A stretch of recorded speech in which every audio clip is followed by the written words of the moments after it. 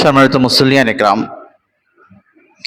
আজ 1448 হিজরি এর প্রথম মাস মুহররমুল হারাম। মুহররমুল হারামের 3 তারিখ আজকে। যেহেতু আমরা জানি আরবি বর্ষপঞ্জিকার প্রথম মাস হচ্ছে মুহররমুল হারাম এবং মুহররম মাসের গুরুত্বপূর্ণ ইবাদতের একটি অংশ হইল আশুরা। সেই হিসাবে আজকের আলোচ্য বিষয়বস্তু হচ্ছে আশুরা, তাৎপর্য ও আবেদন। আশুরা তাৎপর্য কি? আশুরা আমাদের কাছে কি আবেদন করে? এই বিষয়ের উপরে আজকে আমরা আলোচনা শুনবো ইনশাআল্লাহ তাআলা।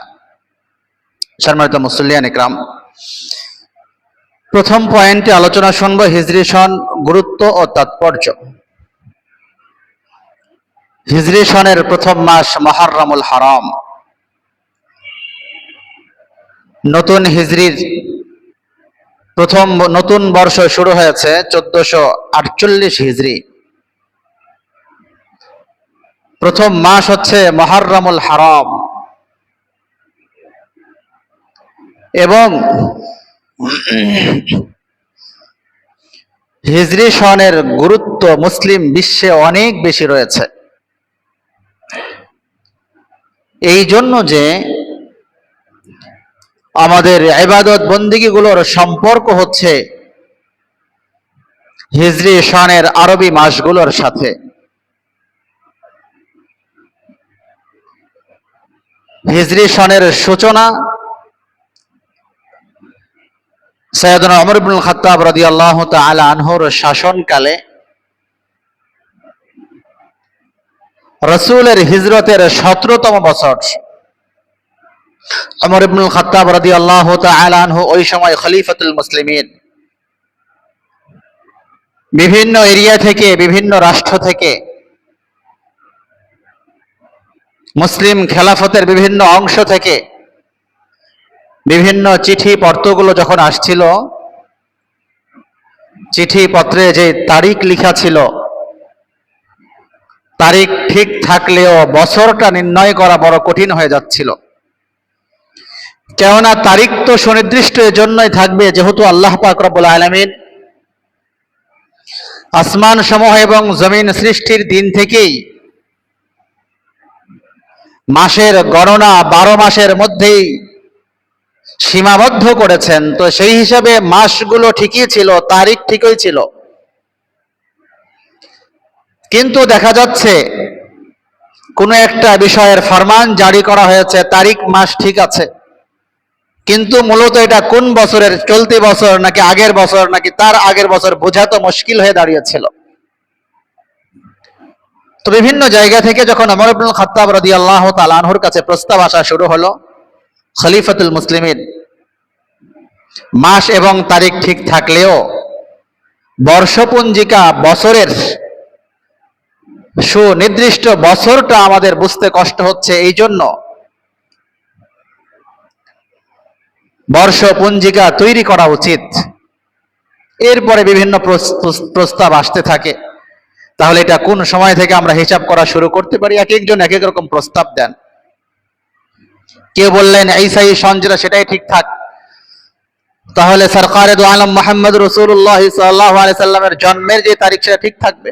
এভাবে বিভিন্ন মতামত আসতে থাকে।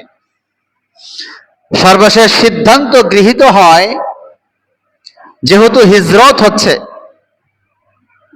মুসলিম ইতিহাসের গুরুত্বপূর্ণ একটি ঐতিহ্য বহন করে, রাসূলুল্লাহ সাল্লাল্লাহু আলাইহি ওয়াসাল্লাম মক্কায় ছিলেন নির্যাতিত, নিপীড়িত, জুলুম অত্যাচারের শিকার, এবং হিজরতের পর রাসূল মদিনায় আসার পরে একসাথে মুসলিম বিশ্বের প্রধানের দায়িত্ব পালন করলেন, সেনা প্রধানের দায়িত্ব পালন করলেন এবং মক্কায় যেমন ভাবে শুধুমাত্র ধর্ম প্রচারের মধ্যেই সীমাবদ্ধ ছিলেন, মদিনায় আসার পরে ইসলামের যাবতীয় সমস্ত কার্যক্রম খোলা মেলাভাবে করতে পারলেন। আজান, ঈদের সালাত, জুমার সালাত সহকারে ইসলামের গুরুত্বপূর্ণ সমস্ত বিধানগুলো নির্বিঘ্নে করতে পারলেন। যে সাহাবায়ে কেরাম ছিলেন মক্কায় নির্যাতিত, মদিনায় আসার পরে তারা স্বাধীনভাবে বসবাসের সুযোগ পেলেন। বিধায় রাসূলের হিজরতের এই সময়টাকেই সামনে রেখে, স্মরণীয় করার নিমিত্তেই আমরা হিজরতকে সামনে রেখে, এই হিসাবটাই সামনে রেখে আমরা রাসূলের হিজরত যে সময় হয়েছিল ওই হিসাবটা, ওই বছরটাকে সামনে রেখে আরবি বর্ষ পঞ্জিকা হিজরি হিসাবে আমরা শুরু করতে পারি। সিদ্ধান্ত গৃহীত হলো।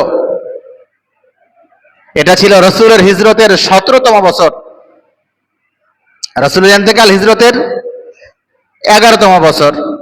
এরপর আবু বকর সিদ্দিক রাদিয়াল্লাহু তাআলা আনহু 2 বছরের উপর খলিফাতুল মুসলিমিন ছিলেন। এরপরে সাইয়েদনা ওমর ইবনুল খাত্তাব রাদিয়াল্লাহু তাআলা 10 বছরের উপর খলিফা ছিলেন। এই যে খলিফার ব্যবস্থাপনাটা, তো সেই হিসাবে হিজরতের 17তম বছর সেটা ছিল ওমর ইবনুল খাত্তাব রাদিয়াল্লাহু তাআলা আনহুর খেলাফতকাল। তো এই হিসাবে হিজরি সনের গুরুত্ব এবং তাৎপর্য অনেক বেশি। দ্বিতীয় পয়েন্টের আলোচনা হচ্ছে হিজরতের বরকত এবং চন্দ্র মাসের গণনা রাখার, হিসাব রাখার বিষয়। হিজরতের বরকত তো স্পষ্ট। রাসূল যখন মক্কায় থাকলেন, মক্কায় থাকা অবস্থায় ইসলামের প্রচার প্রসারটা সীমাবদ্ধ ছিল এবং মুসলিমরা ছিলেন নির্যাতিত, নিপীড়িত, নিষ্পেষিত, জুলুম অত্যাচারের শিকার। মদিনায় আসার পরে স্বাধীন রাষ্ট্র হিসাবে স্বাধীনভাবে সকলকে নিয়ে চলবার যে ক্ষমতা এবং ইসলামের প্রচার প্রসার ঘটে ইসলামের যাবতীয় কার্যক্রম ব্যাপকভাবে যেভাবে পরিচালনা করা গেল, এটাই ছিল হিজরতের বরকত, যা মক্কায় থাকলে সম্ভব ছিল না। এবং চন্দ্রমাস, চাঁদের হিসাব রাখা, এটা হচ্ছে ফরজে কিফায়া। মুসলমানদের মধ্যে, পুরো এলাকার মধ্যে চাঁদের হিসাব যদি সবার নাও জানা থাকে, 2-1 জন অবশ্যই চাঁদের হিসাব রাখবে, এটা ফরজ, এটা জরুরি।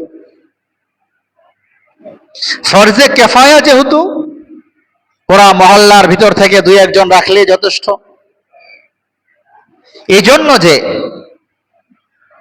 রমজান শুরু হয় জানুয়ারির 1ম তারিখ থেকে, কি বলেন, কথা বলেন, রমজান কি শুরু হয় জানুয়ারির 1ম তারিখ থেকে? রমজান মাসের 1ম তারিখ। রমজান এটা কি এই শব্দ অর্থাৎ ঈসাই বর্ষপঞ্জিকার কোন মাস? তাহলে হিজরি বর্ষপঞ্জিকার মাস। রমজান শুরু হয়, শাওয়াল আসে, যুলকাদা আসে, যুলহিজ্জা আসে, হজ্জ বাইতুল্লাহর জিয়ারতের সুযোগ আসে, ঈদুল আজহা আসে, ইয়াউমুল আরাফা আসে, মুহররমের 10 তারিখ আশুরা আসে, লাইলাতুন নিসফি মিন শাবান, লাইলাতুল কদর, সব কিছুর হিসাব হচ্ছে আরবি অর্থাৎ চাঁদের সাথে। এই জন্য পুরো এলাকার ভিতর থেকে যদি কারোরই এই হিসাবটা জানা না থাকে, তাহলে আমরা কি করে বুঝবো যে রমজান শুরু হলো কবে আর শেষ হবে কবে? হুজুর সমস্যা নাই, আপনি যা বলেছেন ভালোই বলেছেন, যেহেতু ফরজে কিফায়া, তা আমাদের সবার পক্ষ থেকে তো দায়িত্ব আপনি পালন করছেনই, মাশাআল্লাহ, আমাদের আর দরকার নাই, সেটাও ভালো, সমস্যা নাই। কিন্তু জানতে হবে ইংরেজি মাস, এই শব্দ ঈসাই বর্ষপঞ্জিকার হিসাব যেমন আমাদের জানা থাকে, সেই হিসাবে আমরা হিসাব করি, তো হিজরি সনের মাস এবং তারিখ আমাদের কয়জনের জানা থাকে? মুহররমুল হারাম শুরু হয়েছে 1448 হিজরি শুরু হয়েছে, আজকে 3 তারিখ, তার মানে বুধবারে নববর্ষ ছিল। হিজরির 1ম বর্ষ অর্থাৎ হিজরির নতুন বর্ষ ছিল 1448 হিজরি, আমরা জানিই না অনেকেই। এই জন্য চাঁদের হিসাব অর্থাৎ হিজরি সনের গণনা এটা ফরজে কিফায়া। আল্লাহ তাআলা আমাদেরকে হিজরি সনের হিসাব রাখার তৌফিক দান করেন, সকলে বলি আমিন। এরপরে আমরা শুনবো আশুরার তাৎপর্য। আশুরা শব্দের শাব্দিক অর্থ হচ্ছে দশম দিন, দশমকে বলা হয় আশুরা। ইয়াউমা আশুরা, দশম তারিখ। মুহররম মাসের একটি গুরুত্বপূর্ণ দিন হলো আশুরা, 10 তারিখ। এবং এই আশুরায় গুরুত্বপূর্ণ ইবাদত রয়েছে।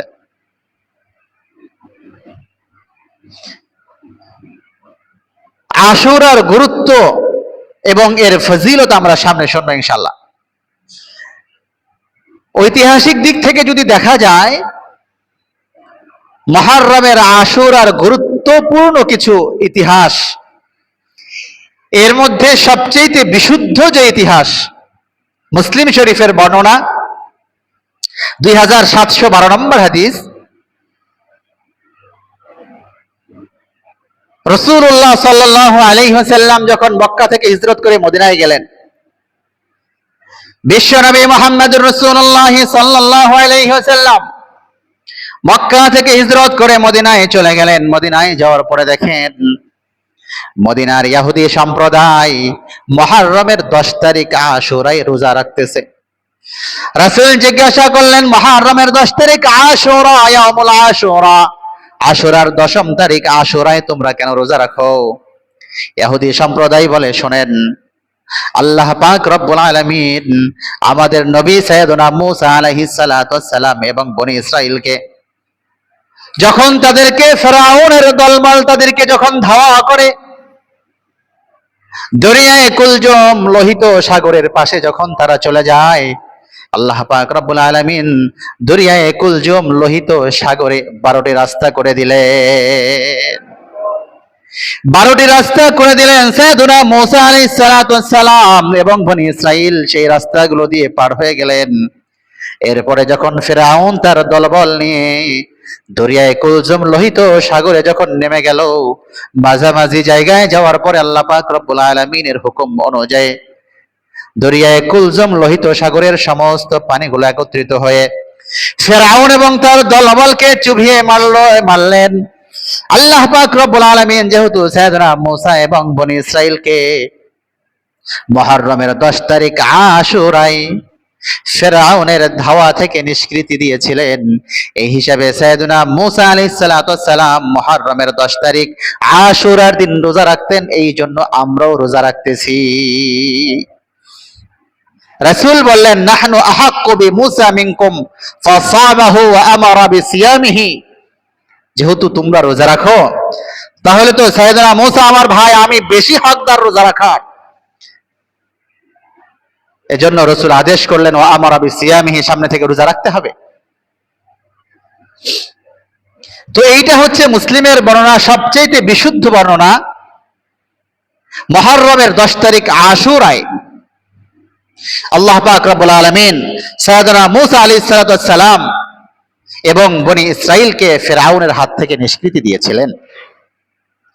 এছাড়া আরো বেশ কিছু ইতিহাস পাওয়া যায়। আল্লাহ পাক রব্বুল আলামিন সাইয়েদনা আদম আলাইহিস সালাতু ওয়াস সালামকে মুহররমের 10 তারিখ আশুরায় সৃষ্টি করলেন, দুনিয়ায় পাঠালেন, তাওবা কবুল হইল। সাইয়েদনা নূহ আলাইহিস সালাতু ওয়াস সালামকে তার কিস্তি যদি পর্বতে গিয়ে লঙ্গর দিল।